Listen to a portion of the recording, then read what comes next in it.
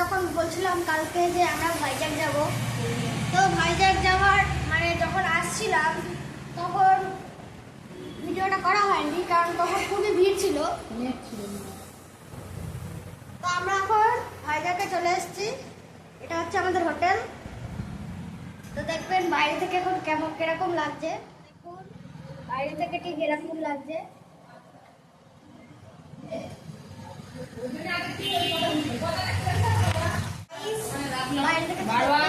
বারবার পড়ে যাচ্ছে দিলাম এক আছড়া।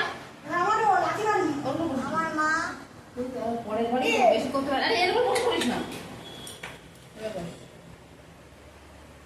তো গাইস, মা এখন অতিরিক্ত ব্যস্ত আছে।